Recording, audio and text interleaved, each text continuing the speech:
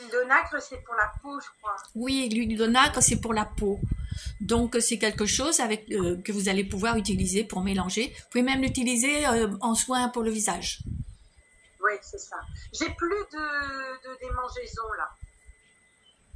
Magique. Oui, mais ouais. Est-ce que c'est pas aussi une réaction aux molécules que je prenais? J'en sais rien. Parce que des fois, il y a des effets secondaires de démangeaisons en médicaments. Je vous fais une explication en termes de médecine chinoise dans un petit moment, mais je reste sur mes huiles essentielles pour commencer. Oui. Donc l'huile de nacre vous servira toujours pour faire une base aux huiles essentielles. Alors l'huile essentielle de romarin, moi je vous la conseille de toute façon. On va dire que ça fait partie des priorités pour faire des frictions au bas du dos. D'accord. Parce qu'elle renforce le système énergétique des reins. Je parle de système énergétique. Le système énergétique des reins, c'est lui qui gère le système génital en général. D'accord, ok. Donc, ça en friction? Oui, quelques gouttes en friction sur le bas du dos.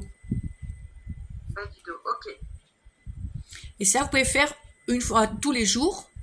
Éventuellement le soir si monsieur n'est pas gêné par les odeurs parce que ça sent quand même assez fort. Ou vous pouvez aussi...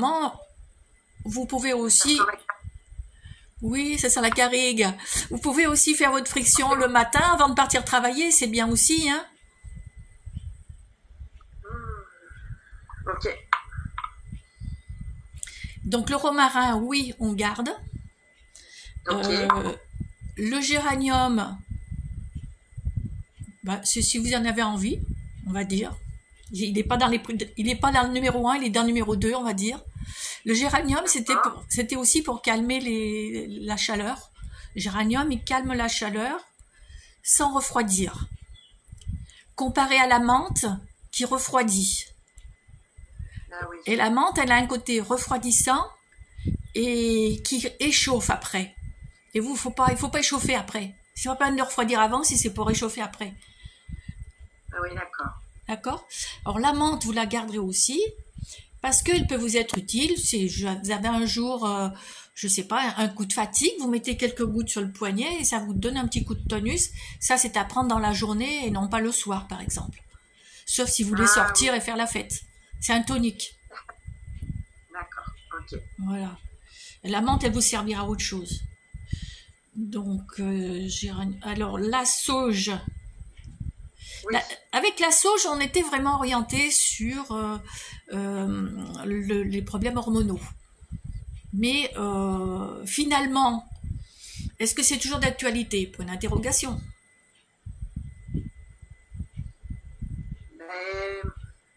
Aujourd'hui, mes bouffées de chaleur, elles sont liées à mon dérèglement hormonal, lié à la ménopause. D'accord.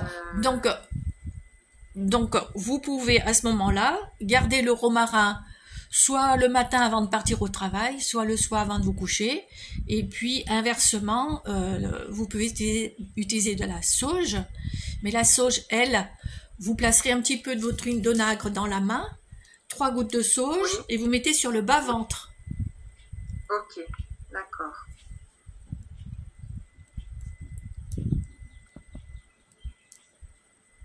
Ok. Qu'est-ce que j'ai écrit?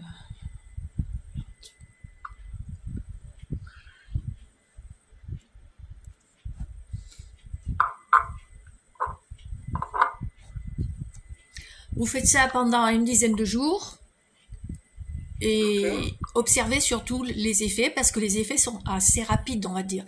Ils sont rapides et de courte durée, c'est pour ça qu'il faut renouveler tous les jours. D'accord. D'accord, il suffit pas de faire une fois en passant. D'accord. Là, 2 fois par jour? Ça vous fait ça fait une fois l'une, une fois l'autre. Ça vous fait 2 fois par jour. D'accord. Une fois sauge, une fois romarin. D'accord. D'accord.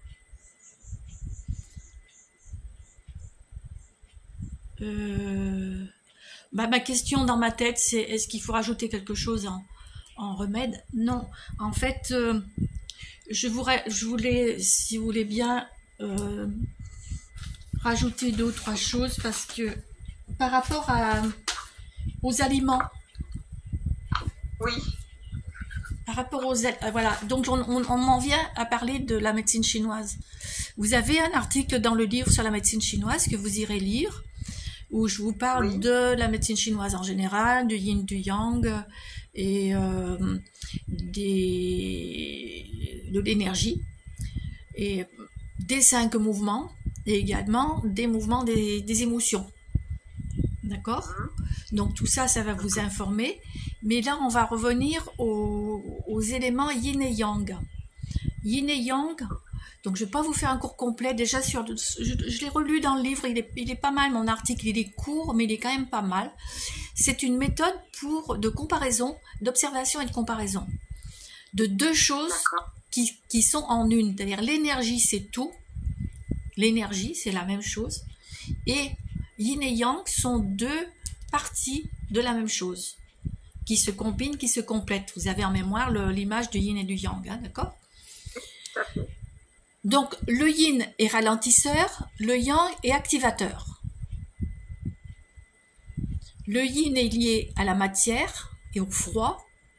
Le yang est lié à ce qui est immatériel et à la chaleur. C'est écrit dans le livre, hein, vous pourrez retrouver.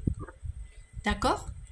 Donc, il y a des aliments qui sont échauffants et d'autres qui sont constructifs, on va dire. Pas vraiment refroidissants, mais constructifs. C'est-à-dire que vous avez besoin de constituer de la matière pour maintenir le yang. En termes de bouffée de chaleur, je ne sais pas, vous voyez pas mes mains là, si? Vous voyez mes mains? Hein? Oui, Yin et yang devraient être équilibrés sur le même niveau. Ça n'existe pas, hein, l'équilibre, c'est toujours mouvant. Hein. Mais en cas de ménopause, le yin est déficient. On va devoir avoir besoin de nourrir le yin. Et donc le yang, il est flottant. Il va s'élever plus facilement. Et alors, il va se faire un plaisir de s'élever, puisque les émotions sont plutôt yang. Donc, ça fait élever le yang. Le café, c'est hyper yang. D'accord. L'alcool, c'est yang. D'accord. Ok. La viande rouge, c'est yang. D'accord. Donc, il faut trouver un équilibre. Alors, ça, par contre, je ne vais pas vous les décrire maintenant, mais j'ai un tout petit encart là que je pourrais vous envoyer, qui n'est pas dans le livre, qui va vous permettre de regarder quels aliments vous pouvez plus et moins. Vous avez déjà compris le truc sur le café, c'est très efficace. Hein. Oui. Le café, déjà, vous arrêtez le café, vous dormez mieux, bah, déjà, c'est déjà super cool. En plus, votre travail d'autosuggestion, c'est merveilleux, quoi, tout va bien. Et donc, vous avez besoin de nourrir votre corps, de nourrir le yin. Et c'est plus difficile. Pardon. Avec quel aliment on nourrit le yin, voilà. Justement? Je continue. C'est plus difficile de nourrir le yin que de faire voler le yang. Le yang, il vole facilement. Oui. Et le yin, ce sont des aliments d'ancrage. Donc, ben, je ne sais pas, votre alimentation, on n'en a pas parlé, mais il faut avoir une alimentation variée. Manger si possible, des céréales complètes ou semi-complètes. Vous verrez. Oui, vous voyez, voilà. Donc, vous allez pouvoir gagner des points aussi avec ça. Vous avez compris que le sucre, c'était pas bon, parce que le sucre, il a l'air doux comme ça, mais à l'intérieur, il se transforme en acide. Et donc, il va activer tous les phénomènes émotionnels. Et donc, il va pas dans votre bon sens. Ah là là, ouais. J'ai bien fait d'arrêter. Oui, ça c'est vraiment chouette. Hein. Surtout pour manger des bonbons comme ça, là, c'est pas la peine. Il vaut mieux faire un gâteau maison de temps en temps, ou de temps en temps une pâtisserie, quoi, mais que ce soit pas quotidien. Ah ouais, mais le sucre raffiné, c'est une drogue en plus, hein. C'est très addictif. Je sais que là, depuis que j'ai arrêté, je risque d'être en sevrage, parce que vraiment, c'est une molécule très, très, très, très addictive. On fait même la comparaison avec la cocaïne et l'héroïne. Ils font des tests sur les rats et ils deviennent aussi fous quand vous leur enlevez le sucre. que l'héroïne. Hein. C'est très difficile. Là, je sais que oui, c'est un gros challenge. Autant que le café. Ça y est, vous avez tout dit? Parce que j'ai mon grain de sel à rajouter. Ma mère souvent m'appelait grain de sel. Mais c'est vrai, j'ai mon grain de sel. Parce que moi, j'ai eu aussi à lutter contre ce phénomène et je suis pas la seule. Et donc, il y a quand même une ressource en homéopathie. En homéopathie, donc bon, peut-être pas tout de suite, c'est pas l'urgent pour vous, mais je vous l'écrirai, hein, c'est Saccharum officinal. Oui. Et la posologie, je crois que c'est 5 granules une fois par semaine, un truc comme ça, mais je me rappelle pas, je vous l'écrirai. Et on le mettra sous le coude. On le mettra sous le coude. Et si vous sentez que, si vous vous dites, comme de toute façon, vous avez finalement pas énormément de choses à prendre avec ce que je vous ai indiqué, hein, et si vous vous dites, oui, ça va m'aider d'arrêter de ressentir ce besoin de sucre, pourquoi ne pas utiliser l'homéopathie? Parce que, alors, à La Réunion, en métropole, je sais pas, et au Canada, je sais pas, il faut la commander, ils l'ont pas sous la main. Mais, vous n'êtes pas pressé, vous commandez, c'est rare qu'ils l'ont sous la main. Mais ça se trouve, hein. Si on vous dit ça n'existe pas, si, ça existe chez Boiron, il y en a. Donc ça existe, okay. C'est sûr. D'accord. Et si une pharmacie n'a pas, l'autre aura, donc vous allez trouver. Et puis je me rappelle qu'on a parlé de Jean Lacombe et qu'on avait regardé des adresses d'homéopathes et qu'on avait noté une pharmacie que vous connaissez où il y a de l'homéopathie. Vous vous rappelez? Oui. Et tu fais là chez Avril, c'est un magasin de produits naturopathes. Et sinon, j'avais trouvé de l'homéopathie aussi. D'accord. Allez dans un magasin allez dans ce genre de magasin pour trouver, voilà. Oui. Donc, on en était à parler de yin et de yang, de chaleur et de froid, puisque donc, vous devez vraiment veiller à ce qu'il y ait un équilibre entre le chaud et le froid. D'accord?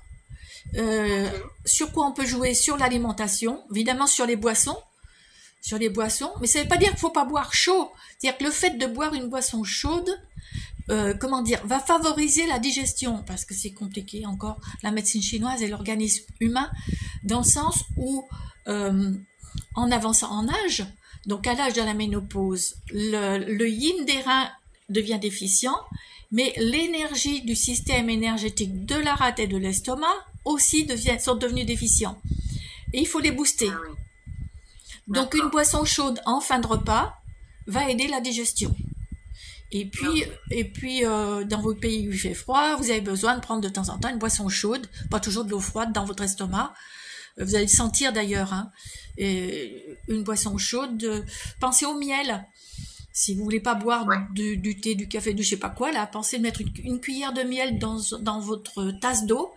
Vous avez une boisson 100% naturelle et voilà. Juste, vous mettez pas l'eau trop bouillante sur le miel parce que ça enlève ses effets. Ça enlève des propriétés, pardon, je me trompe de mot. Voilà.